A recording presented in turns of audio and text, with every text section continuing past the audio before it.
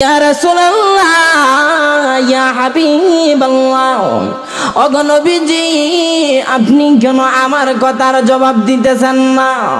এবার আল্লাহর নবী বলেন, আরে বশির ইবনে উকবা, আমি তোমার প্রশ্নের কি উত্তর দিব? আমার কাছে তো তোমার প্রশ্নের কোনো উত্তর নাই।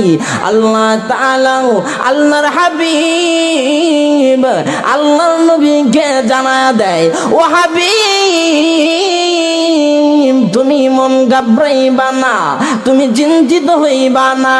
আল্লাহ তাআলা ইলহামের মাধ্যমে জানায়া দেয়, ওগো দোস্ত তুমি ওই তোমার সাহাবীকে জানায়া দাও তার বাবা দিন যুদ্ধের মধ্যে গিয়ে শহীদ হয়ে গিয়েছে।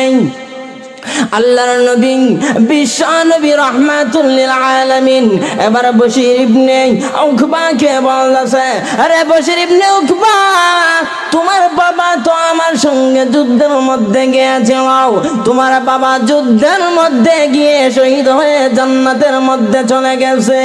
এই কথা বলে আমি কেমনে বশির ইবনে উকবাকে বুঝাই?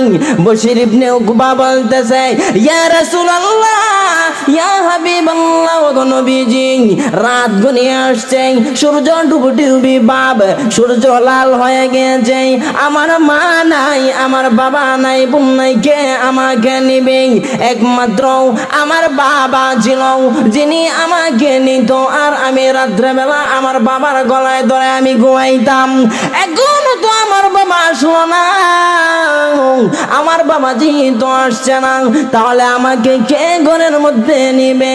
এবার আল্লাহর নবীর চক্ষু বেবে পানি পড়তেছে আর বলতেছে, রে বশির ইবনে উকবা, তুই কান্না করিস না, কান্না করিস না, তোর কান্না আমি আর বরদাস্ত করতে পারি না। যেহেতু তোর মা নেই, তোর বাবাও নেই, জান্নাতে চলে গিয়েছে, আমি নবীজি ঘোষণা দিলাম, আরে বশির ইবনে উকবা, যতদিন তুই জীবিত থাকবি, আমি আল্লাহর নবী জীবিত থাকব, ততদিন পর্যন্ত রে বশির ইবনে উকবা আমি তোর বাবা হয়ে গেলাম।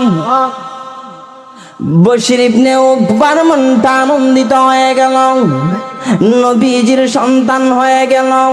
সাহাবায়ে কেরামরা সন্তানের মায়া খুঁজে নাই, স্ত্রীর মায়া খুঁজে নাই, নিজের